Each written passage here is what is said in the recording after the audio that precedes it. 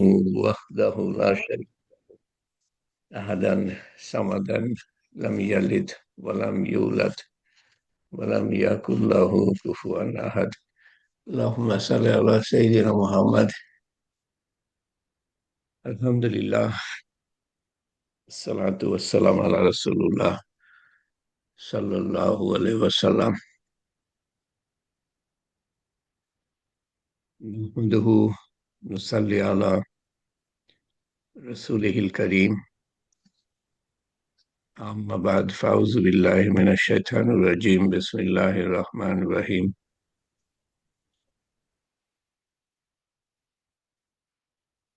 الحمد لله، الصلاة والسلام على رسول الله صلى الله عليه وسلم.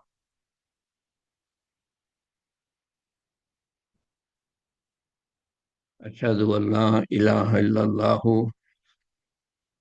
وأشهد أن محمدا عبده ورسوله।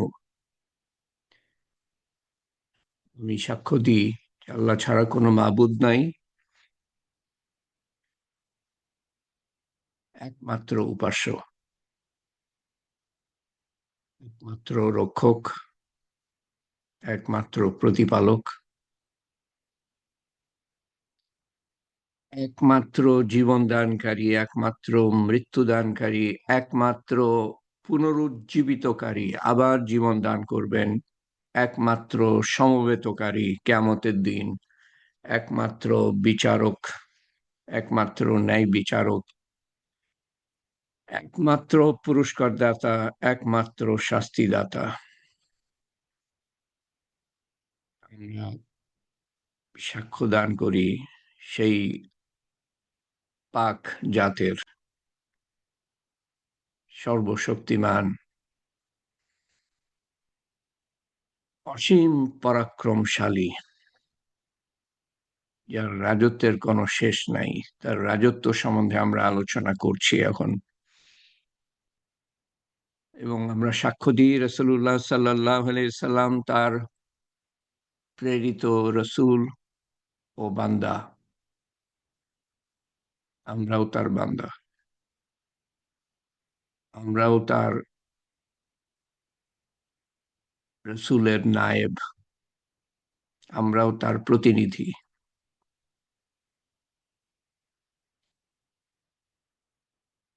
আউযু বিল্লাহি মিনাশ শাইতানির রাজিম। বিসমিল্লাহির রহমানির রহিম। আলহামদুলিল্লাহি রাব্বিল আলামিন।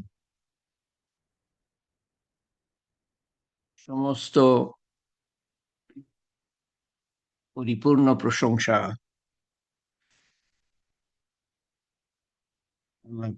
আল্লাহ তাআলার, কেবলমাত্র আল্লাহ তাআলার, যিনি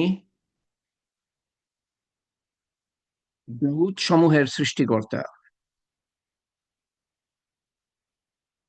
প্রতিপালক এবং জগৎ সমূহের সৃষ্টিকর্তা। আলহামদুলিল্লাহ রাব্বিল আলামিন, জগৎ সমূহের প্রতিপালক। তো জগৎ প্রতিপালক হিসাবে আল্লাহ তাআলার পরিচয় কিছু আমরা পেয়েছি। সমস্ত প্রশংসা আল্লাহ তাআলার, তার পরিচয় কিছু আমরা পেয়েছি, সেই বক্তব্য তুলে ধরেছি। প্রশংসা, প্রতিপালন, গতবার থেকে আমরা আল্লাহর, না গতবার না, দুই হালকা, আজকে তৃতীয় হালকা, আল্লাহ তাআলার বিশ্ব জগৎ সম্বন্ধে আমরা আলোচনা করছি। পর্যবেক্ষণীয় বিশ্ব, যে বিশ্ব বৈজ্ঞানিকরা ভীষণ শক্তিশালী দূরবীন দিয়ে পর্যবেক্ষণ করতে পারে, সেই পর্যবেক্ষণীয় বিশ্বের হিসাব পেতে গিয়ে আমরা জানতে পেরেছি,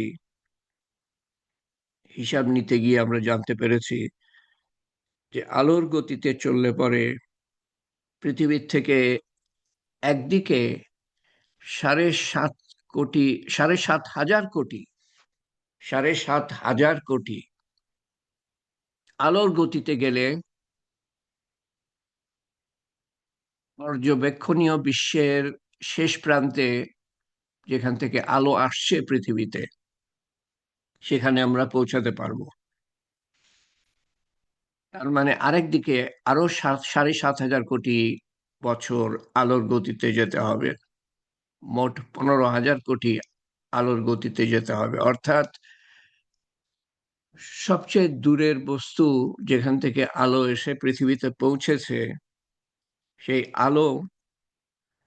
আলোর গতিতেই তো আলো আসে। সে আলোর গতিতে আসতে আসতে আসতে আসতে গত 7,500 কোটি বছর ধরে আসছে। সে মাত্র পৃথিবীতে পৌঁছেছে। এটা হলো পর্যবেক্ষণীয় বিশ্ব, প্রথম আকাশ।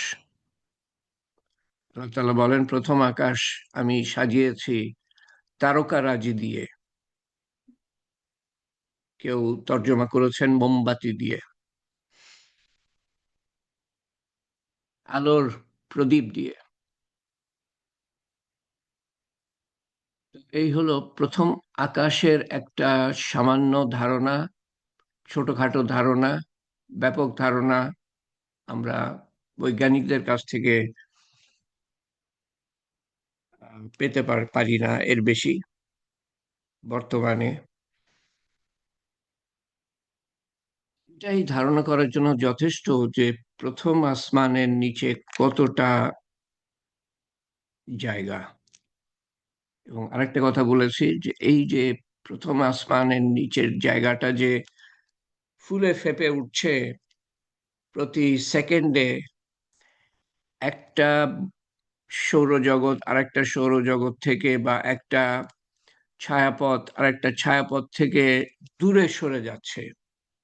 যেমন বেলুন ফুলালে পরে বেলুনের চারিদিকে যে ফোঁটা থাকে, এবং যদি ফোঁটা থাকে তো ফোঁটাগুলা একে অপর থেকে দূরে যাবে যত বেলুন ফুলতে থাকবে। সেরকম এক এক বস্তু, বড় বড় ছায়াপথ বা বড় বড় সৌরজগৎ একে অপরের থেকে দূরে যাচ্ছে, সেকেন্ডে 73 কিলোমিটার দূরে। এভাবে প্রতি সেকেন্ডে যাচ্ছে যাচ্ছে যাচ্ছে। এইসবে হয়তো যখন ইসরাফিল আলাইহিসসালাম সিঙ্গার ফুঁক দিবেন, আল্লাহ জানেন। তখন প্রথম আসমান আছে, দ্বিতীয় আসমান আছে। তো এই সংক্রান্ত একটা হাদিস, যা আপনাদের কয়েক বছর আগে পড়ে শুনিয়েছিলাম, সে হাদিস বুখারী শরীফে আছে, মুসলিম শরীফে আছে। মূল কথা একই, কিন্তু আহ কিছু বাড়তি কথা আছে। বুখারী শরীফে যা আছে মুসলিম শরীফে কিছু বাড়তি কথা আছে। তো বুখারী শরীফ দিয়ে আমি শুরু করি। রাসূলুল্লাহ সাল্লাল্লাহু আলাইহি ওয়াসাল্লাম বলেন, এবং হাদিসটা মালিক বিন সাসা সাসা মালিক বিন সাসা বর্ণনা করেন যে রাসূলুল্লাহ সাল্লাল্লাহু আলাইহি ওয়াসাল্লাম বলেন, আমি গৃহে ছিলাম। এটা কার গৃহে সেটা পরিষ্কার বলা বলা বলা মুশকিল। অন্য জায়গায় শুনেছিলাম যে অন্য কারো গৃহে ছিলেন, কোনো আত্মীয়র গৃহে ছিলেন। আমি আহ, কিছুটা জাগা কিছুটা ঘুমন্ত অবস্থায় ছিলাম, জাগা ঘুমানোর মাঝামাঝি অবস্থায় ছিলাম। এবং দুজন মানুষের মাঝে আমি শুয়েছিলাম, এবং একটা সোনার ট্রেতে করে বিজ্ঞতা ও বিশ্বাস, ইমান, বিজ্ঞতা ও ইমান আনা হলো। আমার বুক চিরা হলো গলার থেকে পেট পর্যন্ত। পরে আমার পেটের অংশ জমজমের পানি দিয়ে ধোয়া হলো, এবং আমার অন্তরটা, হৃদয়টা বিজ্ঞতা ও ইমান দ্বারা পরিপূর্ণ করা হলো। বিজ্ঞতা বেড়ে গেল, ইমান বেড়ে গেল। এই যে মিরাজে উনি যাচ্ছেন, আল্লাহ তাআলা কেন নিয়ে গেলেন? আল্লাহ তাআলা দেখানোর জন্য। আল্লাহর সৃষ্টি জগৎ দেখানোর জন্য, বেহেশত দেখানোর জন্য, দোজখ দেখানোর জন্য, আখেরাত দেখানোর জন্য, নবীদের সাথে সাক্ষাৎ করানোর জন্য,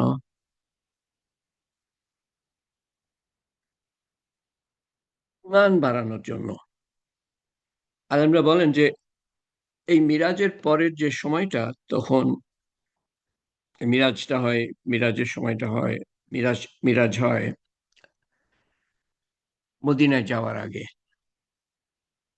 এবং মিরাজের পরের সময়টা ওনার জীবনে আরো দুঃখ দুর্দশা, আরো পরীক্ষা নিরীক্ষা, আরো নির্যাতন নিষ্পেষণ বেশি আসে, যুদ্ধ বিগ্রহ। তো ওনার ঈমান বাড়ানোর দরকার ছিল, এক নম্বর। আর দ্বিতীয়ত, এমন এক মানুষ, এমন এক মানুষ এর মাধ্যমে আল্লাহ তাআলা মানুষকে দেখিয়ে, আখেরাত দেখিয়ে, আল্লাহর বিশ্ব এবং আখেরাত দেখিয়ে আমাদের কাছে খবর পৌঁছেছেন, যেই খবর একেবারে গায়েব না, গায়েব মানে অদৃশ্য না, কমপক্ষে একজন দেখেছেন এবং এসে বলেছেন ঈশ্বর সম্বন্ধে এবং আখেরাত সম্বন্ধে, যে আল্লাহ তাআলা এতবার প্রতিশ্রুতি দিচ্ছেন এগুলো আসবে, কষ্টের দিন আসবে যদি আমরা খারাপ করি, বদ আমল করি, আর অসহনীয় কষ্ট, অবর্ণনীয় কষ্ট, আর অকল্পনীয়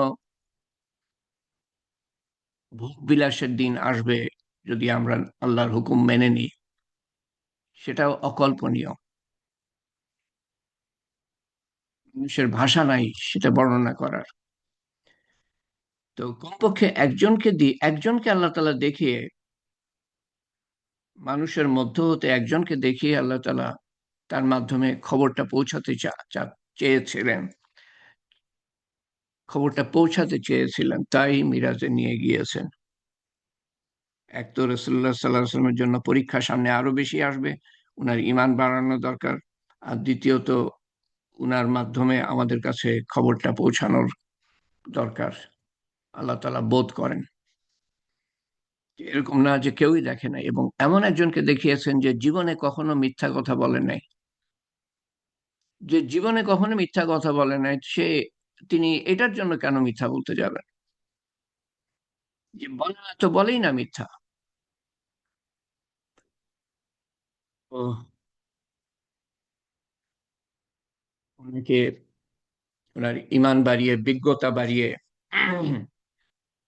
ওনাকে বুর্রাক নামক এক সাদা জন্তুর পিঠে বসানো হয়, যেটা একটা গাধার থেকে বড়, এবং ওনার সঙ্গী হয় জিব্রাইল আলাইহিস সালাম। এরপরে আমি মধ্যে মধ্যে মুসলিম শরীফ থেকে নিয়ে আসবো বা অন্যান্য সূত্র থেকে নিয়ে আসবো। এরপরে যেটা বুখারী শরীফে উল্লেখ নাই, মুসলিম শরীফে উল্লেখ আছে, সেটা হলো যে রাসূলুল্লাহ সাল্লাল্লাহু আলাইহি সাল্লাম বলেন যে ওনাকে বাইতুল মাকদাস, জেরুজালেমের মসজিদ বাইতুল মাকদাস, সেখানে ওনাকে নিয়ে যাওয়া হয়, এবং সেখানে উনি 2 রাকাত নামাজ পড়েন। এইটুকু বলা আছে মুসলিম শরীফে। কিন্তু অন্যান্য জায়গা থেকে যা শুনেছি আলেমদের কাছ থেকে, যে সেই নামাজে শরিক হন 1,24,000 বা 2,24,000, দুটো দুটো সংখ্যা আমরা শুনতে পাই, কত নবী এসেছিলেন সে সম্বন্ধে। রাসূলুল্লাহ সাল্লাল্লাহু আলাইহি সাল্লামের পিছনে নামাজ পড়েন, অর্থাৎ তিনি ইমাম, অর্থাৎ নবীদের সর্দার, সেটা সাব্যস্ত হলো। তো নামাজ পড়ার পরে তারপরে ওনারা প্রথম আসমানের শেষ প্রান্তে গিয়ে পৌঁছালেন। এই যে প্রথম আসমান সম্বন্ধে গত গত 2 দিন ধরে বলছিলাম, 2 দিন বা 3 দিন, মনে নাই। প্রথম আসমানের শেষ প্রান্তে পৌঁছান, প্রথম আসমানের ছাদে, সেখানে গেট, মানে গেট গেট, হ্যাঁ গেট আছে, কিন্তু ওই যে ওই জায়গা ওই এক আসমান থেকে, প্রথম আসমান থেকে দ্বিতীয় আসমান, যে কেউ ইচ্ছা করলেই যেতে পারবে না। তাকে কোনো একটা গেটের মধ্য দিয়ে যেতে হবে। এবং এটা কোরআন শরীফে আল্লাহ তাআলা বলছেন যে যে নিষিদ্ধ জায়গা, মানুষ এবং জিনরা নিষিদ্ধ জায়গা তোমরা পার হয়ে যেতে পারবা আমার অনুমতি ছাড়া? হে মানুষ এবং জিন সম্প্রদায়, তোমরা কি আমার নিষিদ্ধ এলাকা পাড়ি দিতে পারবা আমার অনুমতি ছাড়া? ইয়া মাশারাল জিন্নি ওয়াল ইনসি ইন ইসতাতাতুকুম আন তানফুযু মিন আকতারিস সামাওয়াতি ওয়াল আরদি ফানফুযু লা তানফুযুনা ইল্লা বিসুলতান ফাবিআইয়ি আলাই রাব্বিকুমা তুকাজ্জিবান। সূরা রহমানে আল্লাহ তাআলা বলছেন। তো সেখানে এসে জিবরাইল আলাইহিস সালাম দাঁড়িয়ে গেলেন গেটের কাছে, প্রথম আসমান থেকে দ্বিতীয় আসমানে যাওয়ার গেটে। এবং গেট কিপার ফেরেশতা, মনে রাখেন জিবরাইল আলাইহিস সালাম ফেরেশতাদের সর্দার, উনি বললেই দরজা খুলে দেওয়ার কথা। তো উনি বলছেন, গেট খোলো, open the gate. Gate keeper বলছে, গার্ড। কে এটা? অপর প্রান্তে আছে, ওই ওই ওই পাশে, ওই পাশে। কে এটা? আমি জিব্রাইল। গেট কিপার বলল যে আপনার সাথে কে আছে? কিভাবে বুঝলো আল্লাহ জানে। জিব্রাইল আলাইহিস সালাম বললেন, মোহাম্মদ সাল্লাল্লাহু আলাইহি সাল্লাম। গেট কিপার বলল, ওনাকে কি ডাকা হয়েছে? দেখেন এত প্রশ্ন। সর্দার, ফেরেশতাদের সর্দার, এখানে নবীদের সর্দার। গেট কিপার জিজ্ঞেস করছে ওনাকে কি ডাকা হয়েছে, আল্লাহ তাআলা ডেকেছেন? জিবরাইল আলাইহিস সালাম বললেন, হ্যাঁ। ব্যাস, এর বেশি দরকার নেই। হ্যাঁ মানে এই ফেরেশতা তো আর মিথ্যা বলতে পারে না। তখন গেটকিপার বলল যে স্বাগতম, মারহাবা, মারহাবা, what a wonderful visit his is. উনার যাত্রা কত অদ্ভুত, বা উনার যাত্রা শুভ হোক, এই ধরনের কিছু হবে অর্থ। তারপর রাসূলুল্লাহ সাল্লাল্লাহু আলাইহি ওয়াসাল্লাম বলেন যে প্রথম আসমানের গেট খুলে যাওয়ার পরপরই আমি দেখলাম আদম আলাইহিস সালাম আমাকে সম্ভাষণ করছেন। আদম আলাইহিস সালামকে আল্লাহ তাআলা তৈরি করে রেখেছেন উনাকে অভ্যর্থনা জানাবার জন্য, রাসূলুল্লাহ সাল্লাল্লাহু আলাইহি সাল্লামকে অভ্যর্থনা জানাবার জন্য, সম্ভাষণ করার জন্য, গ্রিটিংস, সালাম দেওয়ার জন্য।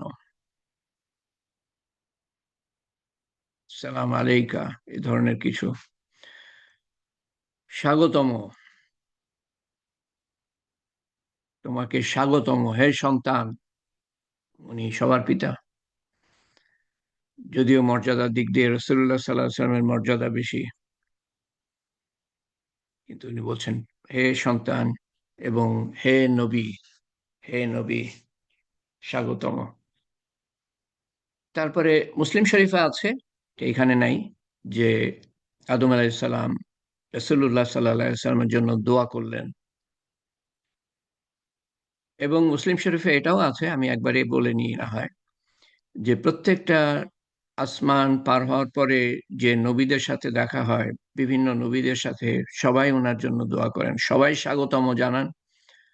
আহ, কিন্তু শুধু আদম আলাইহিস সালাম বলেন যে স্বাগতম হে সন্তান এবং নবী, আর অন্যান্যরা বলেন স্বাগতম হে ভাই, ভাই। নবীরা ভাই ভাই, নবীরা ভাই ভাই একে অপরের সাথে, ভাই ভাই সম্পর্ক। স্বাগতম হে ভাই এবং নবী, এবং দোয়া করেন, প্রত্যেকেই দোয়া করেন রাসূলুল্লাহ সাল্লাল্লাহু আলাইহি ওয়াসাল্লামের জন্য। এটুকুই বলা আছে এই দুই হাদিসে, বা অন্যান্য হাদিসে বইয়েও আছে। তারপর উনি বলেন যে আমরা দ্বিতীয় আসমানে, দ্বিতীয় আসমান পার হয়ে গেলাম, এক প্রান্ত থেকে আরেক প্রান্ত পার হয়ে গেলাম, পার হয়ে গেটের কাছে পৌঁছালাম, দ্বিতীয় আসমানের গেটের কাছে পৌঁছালাম। এবং এই যে পার হয়ে যাওয়া এক আসমান থেকে আরেক আসমান, এটা যে কত ব্যাপক, কত বড়, এটার ধারণাটা আমি পরে দিব এই হাদিসটা শেষ হয়ে গেলে, যদি সময় থাকে, আর না হলে সামনের বার। যে কত ব্যাপক যাত্রা করতে হয়েছে, কত ব্যাপক জায়গা পাড়ি দিতে হয়েছে এক আসমানের আরেক আসমান, আরেক প্রান্তে পৌঁছাতে, এক আসমানের এক প্রান্ত থেকে আরেক প্রান্ত পৌঁছাতে কতটা যাত্রা করতে হয়েছে তার একটা ধারণা দিব। এটা তো মাইল কিলোমিটারে দেয়া যাবে না, বা আলোক বছরে দেয়া যাবে না। এখানে আলোক বছরও আবার খাটে না যখন দ্বিতীয় আসমানে আপনি যাবেন। হুম। দ্বিতীয় আসমানের গেটে পৌঁছালেন। আহ, তো সেখানে আবার যে গেট কিপার জিজ্ঞেস করলো, কে এটা? জিব্রাইল আলাইহিস সালাম বললেন, জিব্রাইল। তো গেট কিপার জিজ্ঞেস করলো, দ্বিতীয় আসমানের গেট কিপার, যে আপনার সাথে কে? জিব্রাইল আলাইহিস সালাম বলেন, মোহাম্মদ সাল্লাল্লাহু আলাইহি সাল্লাম। তারপর গেট কিপার জিজ্ঞেস করলো, উনাকে কি ডাকা হয়েছে? জিব্রাইল আলাইহিস সালাম বলেন, হ্যাঁ। গেট কিপার বলল, ইনি স্বাগতম। কত অদ্ভুত তার এই যাত্রা, কত মুবারকময় তার যাত্রা, এই ধরনের কিছু। রাসূলুল্লাহ সাল্লাল্লাহু আলাইহি ওয়াসাল্লাম বললেন যে আহ, দ্বি-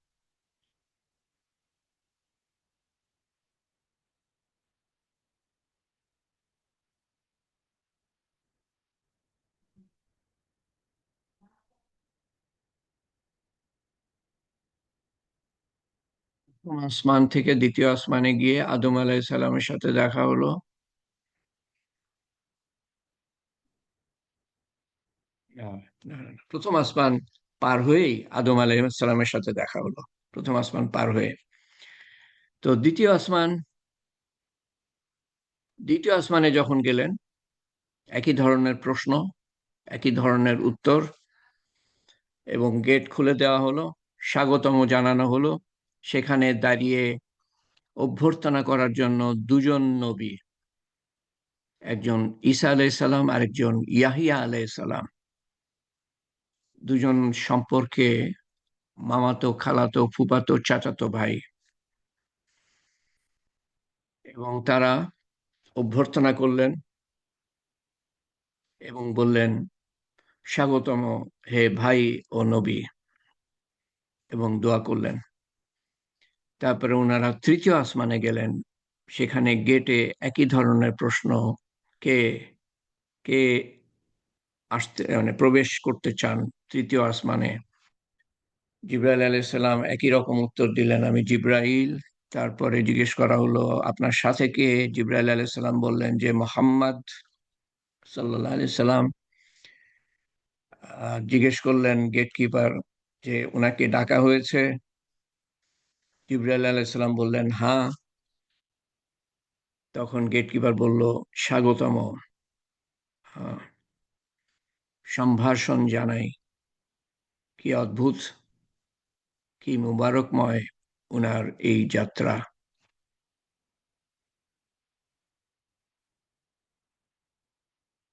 দ্বিতীয় আসমানের অভ্যর্থনা করলেন ইউসুফ আলাইহিসসালাম।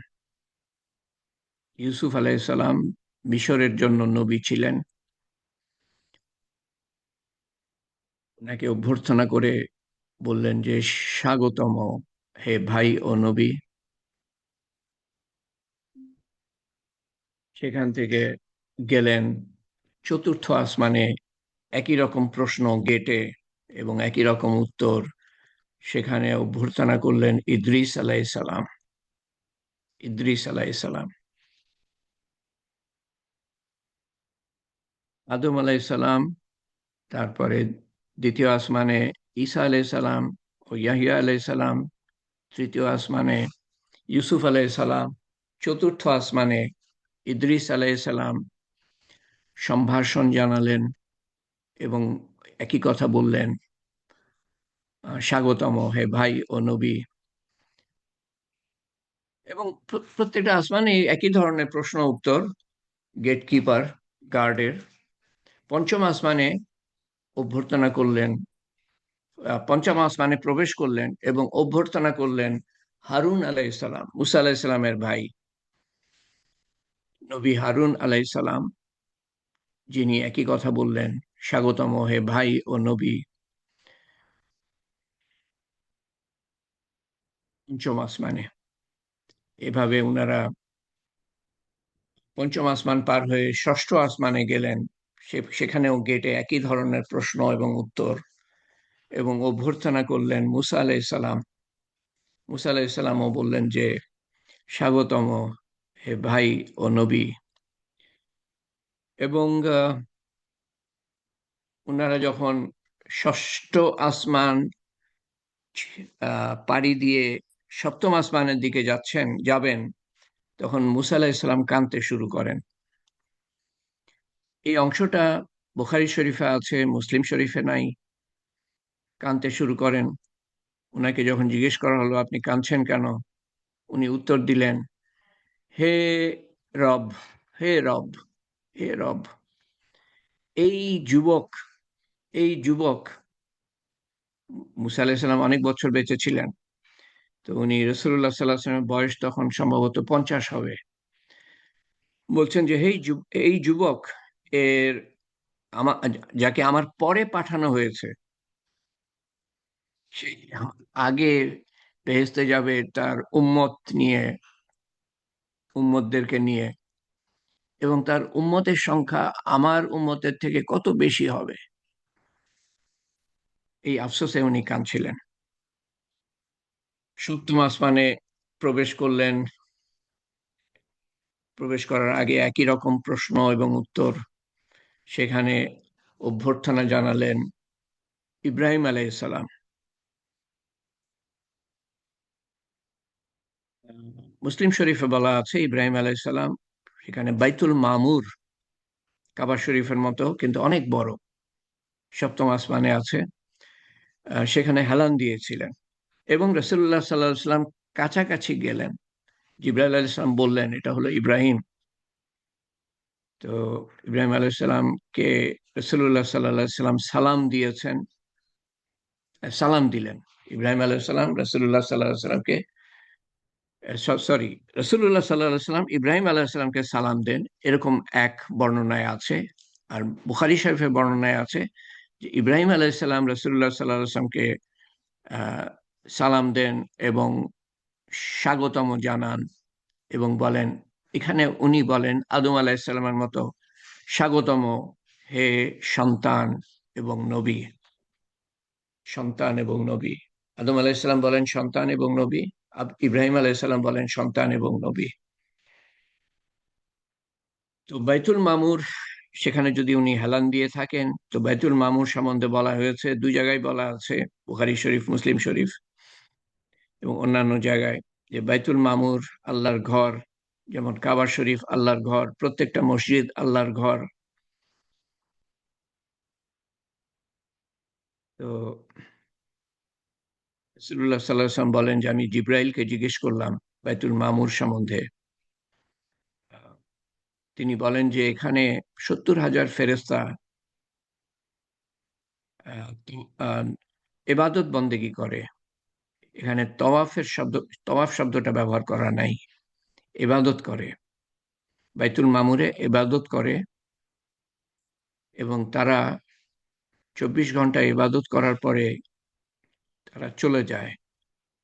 এবং 24 ঘন্টা মানে দিনের কথা এখানে বলা আছে, 24 ঘন্টার কথা বলা নাই। প্রতিদিন আসে 70,000 ফেরেশতা, ইবাদত করে, এবং দিনটা যে কত বড় সেটা বলা নাই এখানে। এই জন্য বলছি যে কিয়ামতের দিন বলা হয়, কিন্তু কিয়ামতের দিনটা পৃথিবীর পৃথিবীর হিসাবে, পৃথিবীর দিনের হিসাবে 50,000 বছর সমান কিয়ামতের দিন। তো এখানে বলা হচ্ছে 70,000 ফেরেশতা প্রতিদিন সেখানে আসে ইবাদত বন্দেগী করতে। তো সেই দিনটা যে কত বড় সেটা আমরা বলতে পারবো না। এবং তারা যে ফিরে যায়, তারা আর কোনোদিন আসে না এরপরে। পরের দিন 70,000 ফেরেশতা আসে, যারা আগে কখনো আসে নাই আর ভবিষ্যতে কখনো আসবে না। তারপর রাসূলুল্লাহ সাল্লাল্লাহু আলাইহি ওয়াসাল্লাম বলেন যে ওনাকে সিদরাতুল মুনতাহা দেখানো হয়। বেহেশতে একটা গাছ, যে গাছের পাতা আহ, হাতির কানের সমান। হাতির কান বড়, পাতাও বড়, এবং এর ফল একটা বড় পাত্রের, মাটির পাত্রের সমান। ফল মাটির পাত্রের সমান, এবং এর তলদেশ থেকে 4টে নদী বেরিয়ে এসছে। তারপরে মুসলিম শরীফে আরো বাড়তি যে কথা আছে সেটা আমি দেখি। আহ এই গাছ সম্বন্ধে মুসলিম শরীফে বাড়তি কথা যেটা বলা আছে, যে এই গাছ আল্লাহর হুকুমে এত সুন্দর রূপ এবং আকার ধারণ করে, যা পৃথিবীতে কোনো ভাষাতেই প্রকাশ করা যাবে না। এরপর মুসলিম বুখারী শরীফে যেটা বলা আছে যে আমার উপরে বা আমার উম্মতের জন্য 50 ওয়াক্ত নামাজ আল্লাহ তাআলা ফরজ করেন।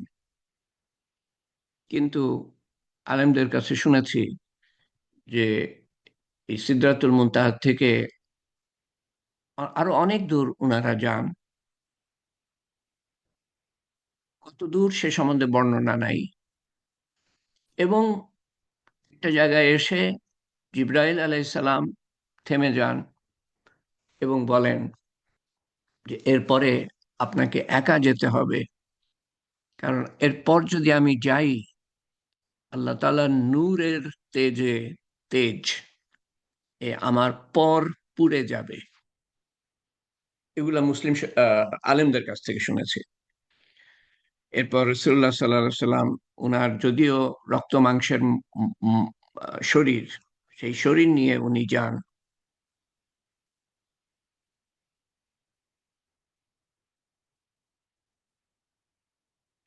যেখানে জিবরাইল আলাইহিস সালাম উনার নূরের পর নিয়ে যেতে পারেন নাই। সেখানে আরো কথোপকথন হয়, কি আরো বর্ণনা আছে, বিশদ বর্ণনা আছে। তো সেখানে সেটাতে আমি যাচ্ছি না এখন আপাতত। কিন্তু কথাবার্তার মধ্যে একটা কথা যেটা হয়, যেটা মুসলিম শরীফে আছে এবং বুখারী শরীফে আছে, অন্যান্য হাদিসের বইয়ে আছে, সহিহ হাদিসের বইয়ে, যে আল্লাহ তাআলা নাজিল করেন উনার উপর সরাসরি প্রত্যেকটা হুকুম, কোরআন শরীফের প্রত্যেকটা আয়াত জিবরাইল আলাইহিস সালামের মাধ্যমে এসছে। কিন্তু এই 5 ওয়াক্ত, এই 50 ওয়াক্ত নামাজের হুকুম আল্লাহ তাআলা সরাসরি রাসূলুল্লাহ সাল্লাল্লাহু আলাইহি সাল্লামকে দেন। তারপর উনি বলেন যে আমি যখন আল্লাহ তাআলার সাথে সাক্ষাতের পরে, দিদারের পরে, আল্লাহ তাআলার সাথে মোলাকাতের পরে যখন ফিরে আসলাম সপ্তম আকাশে, তখন ষষ্ঠ আকাশে, তখন মুসা আলাইহিস সালামের সাথে সাক্ষাৎ হলো। তিনি বললেন যে আল্লাহ তাআলা কি হুকুম দিয়েছেন? আমি বললাম যে আমার উম্মতের জন্য আল্লাহ তাআলা উপহার স্বরূপ, উপহার স্বরূপ, কথাটা খেয়াল করবেন, এটা বোঝা না, উপহার, উপহার স্বরূপ 50 ওয়াক্ত নামাজ ফরজ করেছেন। মুসা আলাইহিস সালাম শুনে উনি আঁতকে উঠলেন। উনি বললেন যে না না না, আপনি ফিরে যান, আপনার উম্মত পারবে না। আমি বনি ইসরাইলকে দেখেছি, তাদের সাথে আমার খুব কঠিন সময় গিয়েছে। আল্লাহর হুকুম মানাতে, আমার কথা মানাতে বহুত বেগ পেতে হয়েছে। তাদের দিয়ে, তাদের মানে বনি ইসরায়েলের 3 ওয়াক্ত নামাজ ফরজ ছিল, 3 ওয়াক্ত। তো আমি তাদের দিয়ে 3 ওয়াক্ত নামাজই পড়াতে পারি না, আপনি 50 ওয়াক্ত নামাজ কিভাবে পড়াবেন? 24 ঘন্টায় যদি 50 ওয়াক্ত নামাজ হয়, তো প্রতি ঘন্টায় 2 ওয়াক্ত নামাজ কিভাবে আপনি পারবেন? আপনি যান আল্লাহর কাছে গিয়ে আরজি করেন এটা কমিয়ে আনতে। তো রাসূলুল্লাহ সাল্লাল্লাহু আলাইহি ওয়াসাল্লাম গেলেন, আল্লাহ তাআলার কাছে হাজির হয়ে অনুনয় বিনয় করলেন। হে আল্লাহ, আমার উম্মতের জন্য সহজ করে দাও। তো আল্লাহ তাআলা, বুখারী শরীফে আছে যে 10 ওয়াক্ত 10 ওয়াক্ত 10 ওয়াক্ত করে কমিয়েছিলেন আল্লাহ তাআলা।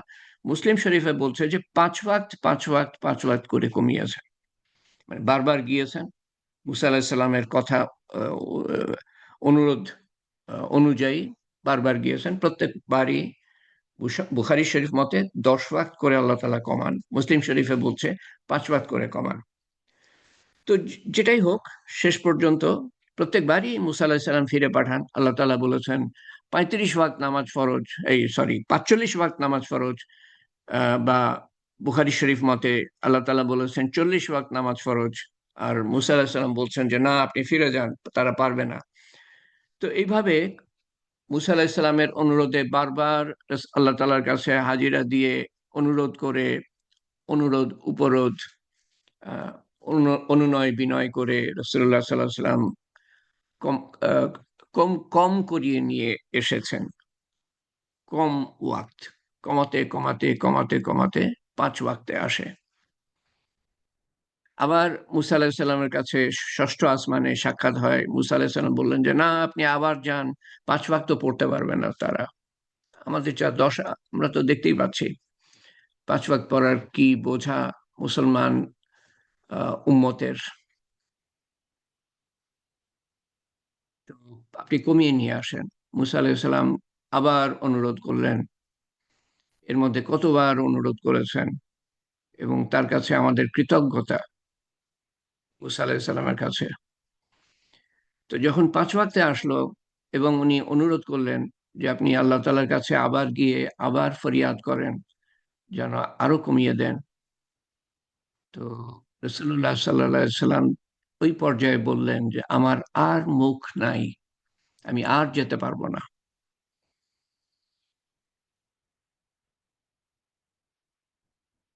5 ওয়াক্ত যদি তারা পড়তে না পারে তো আমার কিছু করার নাই, আমি আর যেতে পারবো না। সেই পর্যায়ে আল্লাহ তাআলার তরফ থেকে আওয়াজ হলো, হে মোহাম্মদ সাল্লাল্লাহু আলাইহি সাল্লাম, আপনার উম্মত 5 ওয়াক্ত নামাজ পড়বে, আমি কিন্তু তাদেরকে সেই 5 ওয়াক্তের বদলে 50 ওয়াক্ত নামাজ পড়ার সওয়াব দিব। 5 ওয়াক্ত নামাজ পড়বে, আমি 50 ওয়াক্ত নামাজের সওয়াব দিয়ে দিব।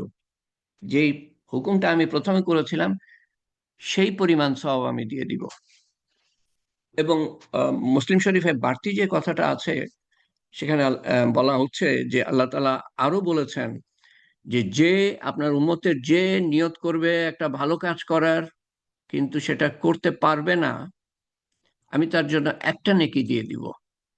একটা নেকি, করতে পারলে 10টা নেকি, আহ, একটা নেকি দিয়ে দিব। আর যে খারাপ কাজ করার নিয়ত করবে, আর যদি করতে পারে তো 10টা নেকি দিব। একটা ভালো কাজ করলো, 10টা নেকি দিব। নিয়ত করে যদি না পারে, একটা নেকি দিব। নিয়তের এত মূল্য। ভালো কাজের নিয়ত আপনি করবেন, তো তো করতে না পারলেও নেকি পেয়ে যাবেন।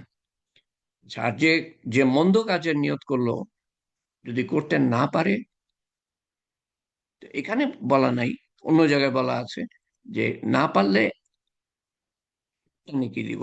এখানে সেই কথাটা বলা নাই। অন্য সহিহ হাদিসে আছে মন্দ কাজের নিয়ত করলে যদি না করতে পারেন তো একটা নেকি আল্লাহ তাআলা দিবেন। এবং সেখানে ব্যাখ্যায় বলা আছে যে না করতে পারার কারণ হলো আল্লাহর ভয়ে করলো না, নিয়ত করেও আল্লাহর ভয় করলো না, সেই ভয়ের জন্য আল্লাহ তাআলা একটা নেকি দিয়ে দিবেন। আর যদি করে মন্দ কাজ, তো একটা গোনা লিপিবদ্ধ করা হবে, একটা গোনা লেখা হবে, 10টা না। ভালো কাজ করলে 10টা নেকি দেওয়া হবে, 10 দিয়ে গুণিত করা হবে। মন্দ কাজ করলে এক দিয়েই গুণিত করা হবে। আচ্ছা, এই হলো, মানে এই হাদিসে এইটুকুই বলা আছে। আমাদেরও সময় শেষ। এরপরে আমি সামনের বার আপনাদেরকে একটা ধারণা দেওয়ার চেষ্টা করব যে আল্লাহ তাআলার এই যে প্রথম আসমান, দ্বিতীয় আসমান, চতুর্থ আসমান, তৃতীয় আসমান, চতুর্থ আসমান একটা আরেকটা থেকে কত বড় সেটার একটা ধারণা দেওয়ার চেষ্টা করব, যাতে করে আপনারা বুঝতে পারেন যে আল্লাহ তাআলা যে বলছেন সূরা ফাতিহায়, আলহামদুলিল্লাহি রাব্বিল আলামিন, জগৎ সমূহ, জগৎ সমূহ বলতে তো বুঝাচ্ছেন এই সাত আসমান এবং এর বাইরেও আছে। তার সম্বন্ধে আমি যতটুক আলেমদের কাছে শুনেছি সেটা আপনাদের কাছে পৌঁছে দেওয়ার চেষ্টা করবো ইনশাআল্লাহ,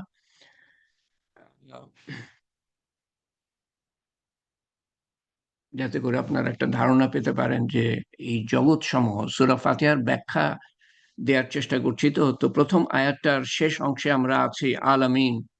তো আলামিন সম্বন্ধে একটা ধারণা পোষণ করতে পারলে, সেইভাবে আল্লাহর সামনে যখন দাঁড়াবেন, সেই মনের ভাব নিয়ে দাঁড়ালে পরে, যে যেই মনের ভাব থাকা উচিত, তাহলে আপনার ইবাদত বন্দেগী, আল্লাহর সম্বন্ধে ধ্যান ধারণা, তার তার থেকে যে চাওয়া চাওয়া প্রত্যাশা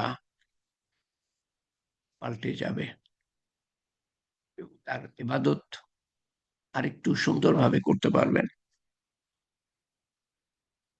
দেখেন, পৃথিবীতে আমরা অনেক কিছু চাই, কিছু পাই, কিছু পাই না। তো যখন না পাওয়ার বেদনা হবে, না পাওয়ার বেদনায় ভুগবেন, বা কাউকে আল্লাহ তাআলা নিয়ে গেলেন, আপনজনকে নিয়ে গেলেন, কোনো বিচ্ছেদের বেদনা, কোনো কিছু না পাওয়ার বেদনা, কোনো কষ্টের বেদনা যখন মনকে গ্রাস করবে, যন্ত্রণা দিবে,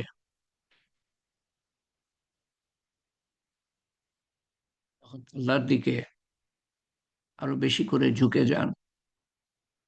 আমি তো কিছু পেলাম না, কিছু হারালাম, আল্লাহর নৈকট্য আরেকটু পাই। যা পেলাম না, যা হারালাম, সেটাকে পূরণ করার জন্য আল্লাহর নৈকট্য আরেকটু বেশি, আরেকটু বেশি চাই। কিভাবে? আরো মনোযোগের সাথে ইবাদত করা, আরো মনোযোগের সাথে স্মরণ করা, আরো বিনয় নম্রতার সাথে, আরো সচেতনতার সাথে, আরো সমর্পণের সাথে আল্লাহ তাআলার কাছে ঝুঁকে যান। যদি মন বেশি খারাপ করে, আল্লাহ তাআলার কাছে কান্নাকাটি করেন,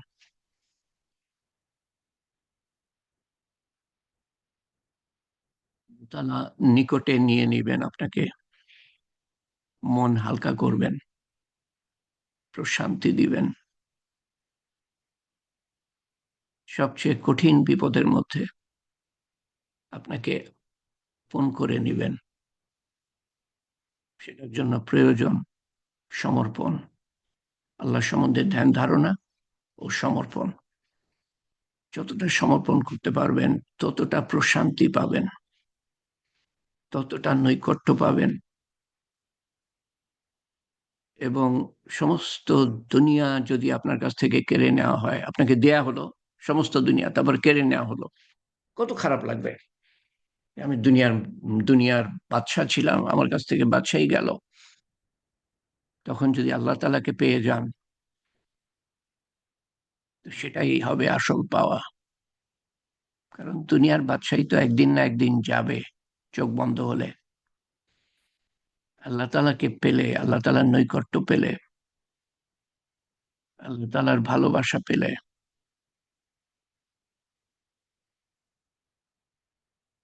দুনিয়া কিছুই না। সাত আসমান, এর কথা বললাম, সাত আসমানও কিছু না আল্লাহ তাআলার কাছে। আল্লাহ তাআলার ভালোবাসা কিভাবে পাবো? আমি যদি আল্লাহ তাআলাকে ভালোবাসতে পারি, আল্লাহ তাআলা আমাকে ভালোবাসবেন। তখন আর কোনো কিছুর প্রয়োজন হবে না। আপনার কি কি কি কিছুই নাই, সেটা গৌণ হয়ে যাবে, সেটা আপনার কাছে আপনার আমলেই আসবে না। আমি যে রিক্ত হস্ত, কিচ্ছু নাই, কিন্তু আল্লাহ আছে, ব্যাস। কিচ্ছু নাই, এটা মনেই হবে না। এটা হলো আমাদের জীবনের লক্ষ্য, আল্লাহ তাআলাকে সেভাবে পাওয়া, আল্লাহ তাআলার ভালোবাসা পাওয়া। সেটা পাওয়ার জন্য আল্লাহ তাআলাকে ভালোবাসতে হবে, তার সম্বন্ধে জানতে হবে, তার হুকুম জানতে হবে, হুকুমের কাছে সমর্পণ করতে হবে, মেনে নিতে হবে। আল্লাহ আপনার, কোনো কিছুর প্রয়োজন পড়বে না।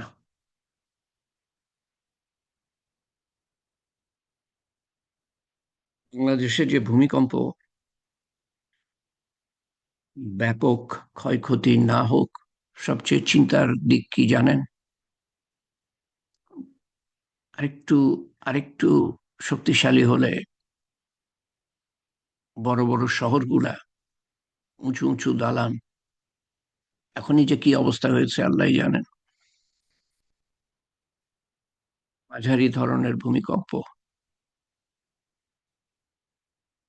তো আরেকটু শক্তিশালী হলে কি অবস্থা হবে, সেই কথা আমরা চিন্তা করি।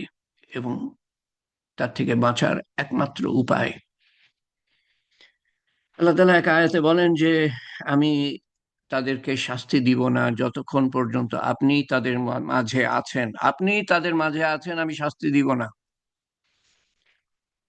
এবং রাসূলুল্লাহ সাল্লাল্লাহু আলাইহি ওয়াসাল্লাম তো একসময় চলে যাবেন, তারপরে আল্লাহ তাআলা বলছেন একই আয়াতে, বা যতক্ষণ পর্যন্ত তারা আমার কাছে মাফ চাইতে থাকবে ততক্ষণ পর্যন্ত আমি তাদেরকে আযাব দিব না, শাস্তি দিব না।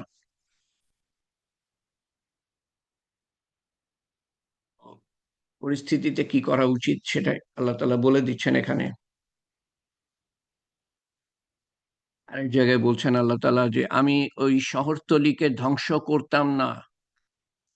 কোন শহরতলি যদি ধ্বংস হয়ে থাকে, আমি ওই শহরতলিকে ধ্বংস করতাম না যদি সেখানে একজন ইমানদার থাকতো, নেককার থাকতো, একজন। কোরআন শরীফে আয়াতের তর্জমা। আমাদের সেই পর্যায়ের ইমান থাকতে হবে যে পর্যায়ের ইমানের কথা আল্লাহ তাআলা বলছেন, এবং সেই পর্যায়ের ইমান যাতে আমাদের থাকে, আমল যাতে থাকে, আমরা দোয়া করি আল্লাহর কাছে, চেষ্টা করি। এবং যেটা আমি বিশেষভাবে অনুরোধ করব, অন্যদের কাছেও পৌঁছে দিবেন, আল্লাহ তাআলার কাছে সমর্পণ করতে। সমর্পণ করতে বোঝায় যে আমরা যে গুনাহগার সেটা বোঝা, আমরা যে অনুতপ্ত সেটা অনুভব করা, আল্লাহর দিকে ফিরে আসা, ক্ষমা চাওয়া, ফিরে আসা, অর্থাৎ আল্লাহর হুকুম মানা। তো সবাইকে অনুরোধ করি এই কথাটা পৌঁছে দিবেন অন্যদের কাছে, আল্লাহর কাছে মাফ চাওয়া, ইস্তেগফার, ইস্তেগফার বেশি বেশি করে পড়া, যে কোনো ইস্তেগফার, আস্তাগফিরুল্লাহ, আস্তাগফিরুল্লাহ, আস্তাগফিরুল্লাহ। আপনারাও বলেন, শুধু শোনা না। সবচেয়ে ছোট ইস্তেগফার, আস্তাগফিরুল্লাযী লা ইলাহা ইল্লা হুয়াল হাইয়ুল কাইয়্যুম ওয়া আতুবু ইলাইহি। আস্তাগফিরুল্লাহাল্লাযী, আর আরেকটা হলো আস্তাগফিরুল্লাহুল আজিমুল্লাযী লা ইলাহা ইল্লা হুয়াল হাইয়ুল কাইয়্যুম ওয়া আতুবু ইলাইহি। বাকিটা একই। আস্তাগফিরুল্লাহাল্লাযী, আস্তাগফিরুল্লাহ আজিমুল্লাযী। আল্লাহ তাআলা আরো মহা উচ্চ, সেই শব্দটা এখানে যোগ করা হচ্ছে। আস্তাগফিরুল্লাহ রাব্বিহিম মিন কুল্লি যামবি ওয়া আতুবু ইলাইহি। আল্লাহর কাছে আমি ফিরে আসছি, প্রত্যেকটাতেই আছে। ওয়া আতুবু ইলাইহি মানে আমি আল্লাহর কাছে ফিরে আসছি, প্রত্যাবর্তন। তার মানে আল্লাহর হুকুম এর কাছে আমি সমর্পণ করছি। যত বেশি মানুষ পড়বে তত আমরা হেফাজতের মধ্যে থাকবো। দেখেন একটা কথা বলি, আবার বলি, আগে বলেছি যে একটা বাদশা, দুনিয়ার বাদশা, তার কথা আপনি শোনেন, যা বলে তাই আপনি মেনে চলেন, সেই বাদশা কখনো আপনার ক্ষতি করবে না। তার মন যদি জয় করতে পারেন কখনো ক্ষতি করবে না।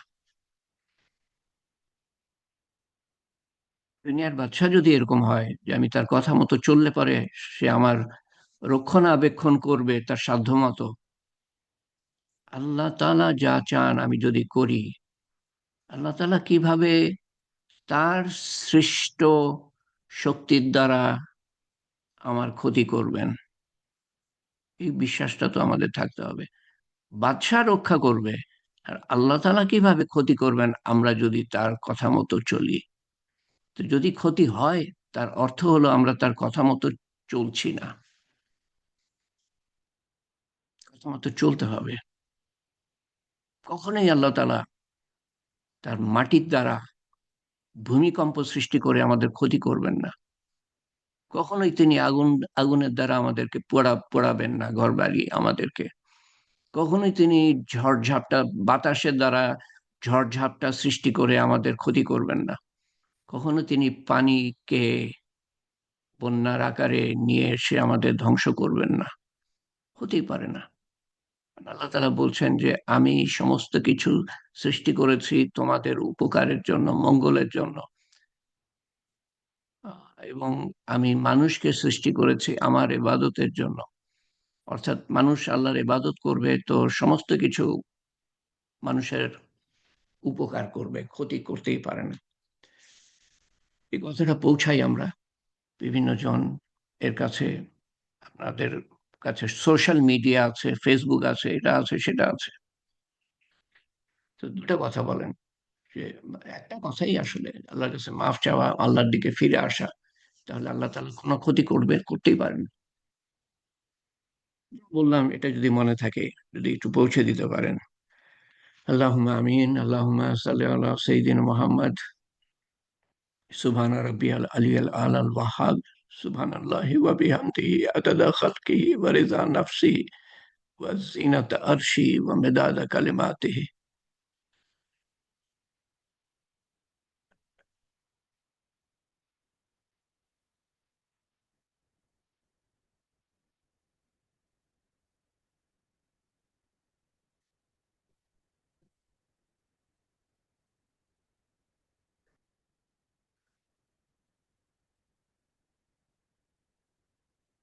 اللهم أنت ربي لا إله إلا أنت عليك توكلت وأنت رب العرش الكريم ما شاء الله كان وما لم يشاء لم يكن ولا حول ولا قوة إلا بالله العلي العظيم أعلم أن الله على كل شيء قدير وأن الله قد أحاط بكل شيء علما.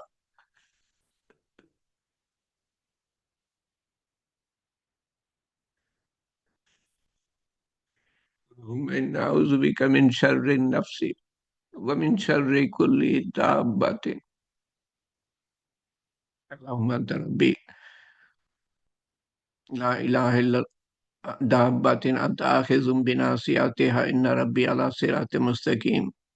لا إله إلا الله الحليم الكريم سبحان الله رب العرش العظيم والحمد لله رب العالمين. أسألك موجبات رحمتك وعزائم مغفرتك وغنيمة من كل بر وعزائم مغفرتك وعزائم مغفرتك وغنيمة من كل بر وسلامة من كل إثم.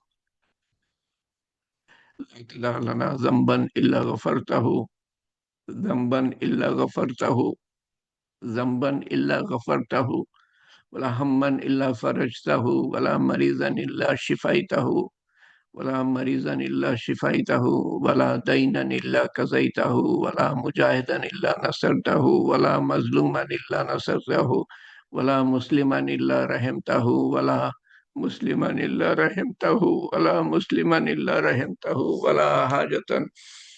ولا حاجة هي لك رضا إلا قضيتها يا أرحم الراحمين يا أرحم الراحمين يا أرحم الراحمين يا ذو الجلال والإكرام.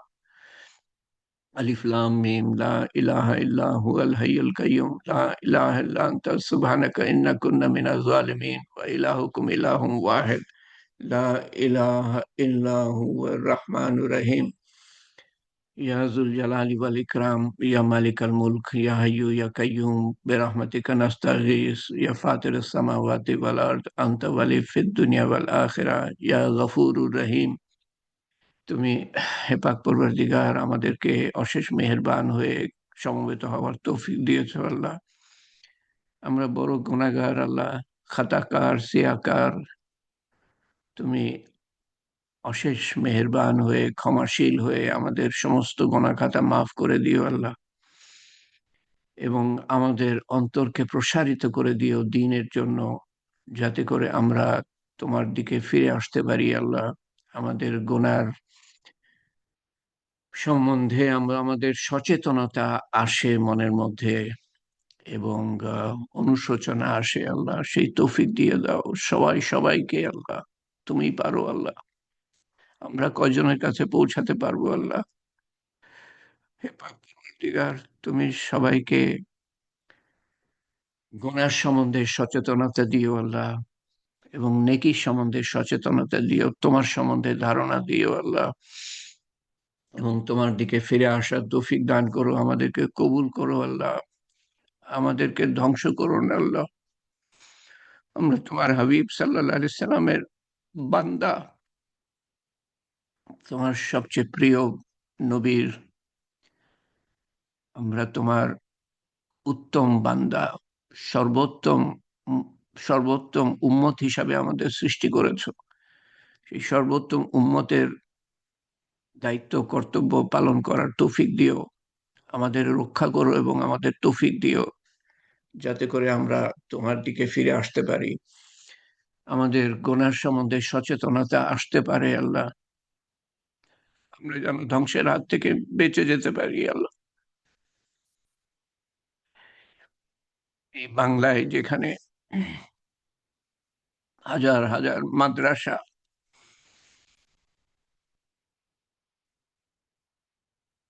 এবং বাচ্চারা সেখানে তোমার কোরআন তেলাওয়াত করছে, মনের মধ্যে বসাবার চেষ্টা করছে, পৃথিবীতে কোথাও হয়তো এরকম নাই। মসজিদ, কিছু মুসল্লি তো আছে আল্লাহ, কিছু কিছু নিরীহ মানুষ আছে, তাদের উছিলায় আমাদের বাঁচিয়ে দিও আল্লাহ, তাদের উছিলায় আমাদের মন পরিবর্তন করে দিও আল্লাহ, তোমার দিকে আমাদেরকে ফিরে আসার তৌফিক দান করো, তুমি কবুল করে নিও আমাদেরকে, আমাদের অন্তর না চাইলেও কবুল করে নিও, তোমার প্রতি দায় দায়িত্ব বোঝার তৌফিক দান করো, তোমার বান্দাদের প্রতি দায় দায়িত্ব বোঝার ও পালন করার তৌফিক দান করো, তোমার সন্তুষ্টি অর্জন করার তৌফিক দান করো, তোমার সন্তুষ্টি অর্জন না করে যেন আমরা পৃথিবী হতে না যাই, কলেমা সহজাই শয়তানের শেষ চেষ্টা ব্যর্থ করে দিয়ে যাই, তোমার গর্ব নিয়ে যাই, আকস্মিক মৃত্যু দিও না, আকস্মিক মৃত্যু দিও না, মারাত্মক মৃত্যু দিও না।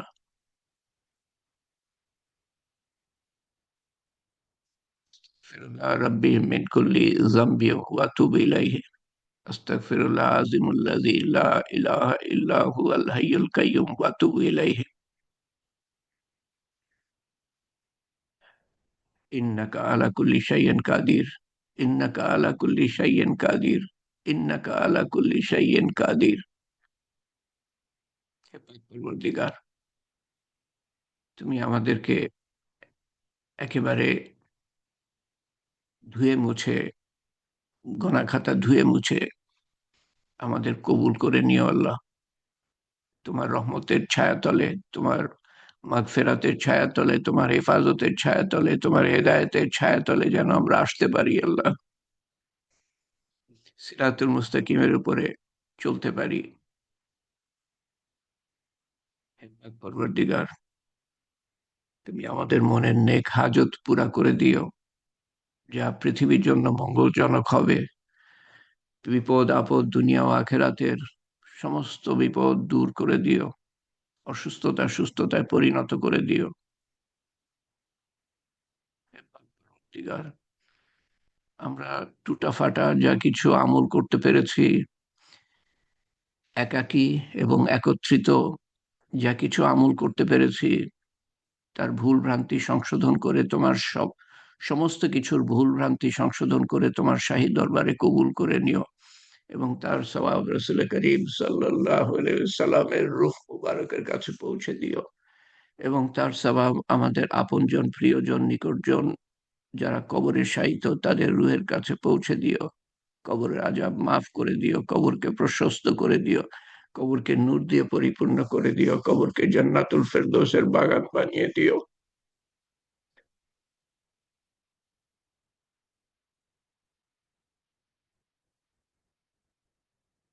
হেরাতের প্রত্যেকটা ঘাটি সহজ করে দিও তাদের জন্য, আমাদের জন্য। আমরাও কবরের পথযাত্রী। আমাদের সন্তান সন্ততি, ভবিষ্যৎ বংশধর, আত্মীয় স্বজন, বন্ধু বান্ধব, পাড়া প্রতিবেশী, দেশবাসী, উম্মত, ভবিষ্যৎ বংশধর সবাই আমরা কবর যাত্রী, কবর পথযাত্রী। সবাই সবার জন্য সহজ করে দিও এই কবরের কঠিন ঘাটি, সেটার জন্য যে জীবন ব্যবস্থা আমাদের অনুসরণ করতে হবে সেই জীবন ব্যবস্থাতে আমাদেরকে খাড়া করে দিও আল্লাহ। তার জন্য প্রয়োজন তোমার কবুলিয়াত, এবং মানুষ যারা তোমাকে চিনে না তাদেরকে তুমি হেদায়েত, ঈমান ও আমলের তৌফিক দান করো, যাতে করে তারাও বেঁচে যায়। কবর এবং আখিরাতের প্রত্যেকটা ঘাঁটি হতে আমরাও বেঁচে যেতে পারি, যারা কবরে আছে তারাও বেঁচে যেতে পারে আল্লাহ, এবং আমরা বিনা হিসাবে জান্নাতুল ফেরদৌসে দাখিল হতে পারি।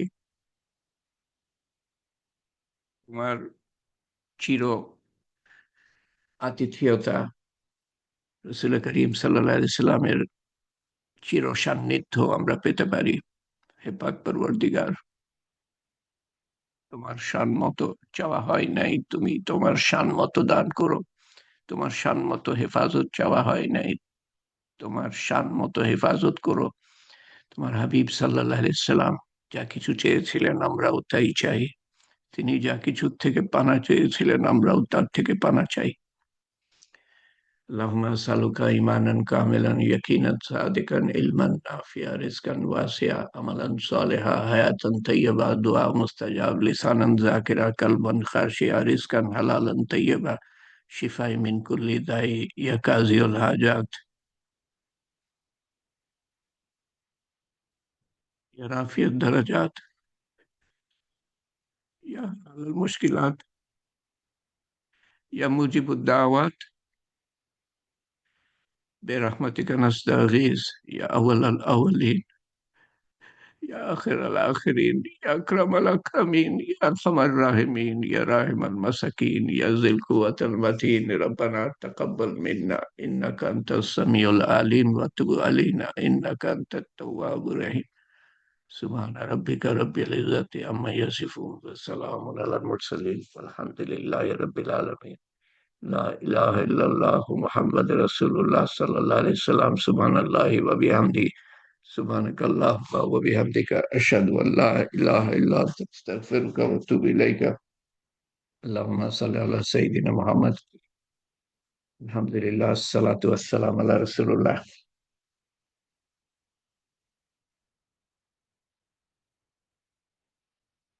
ইনশাআল্লাহ আমরা সামনের আজকে হলো শুক্রবার, সামনের সোমবারে মিলিত হব।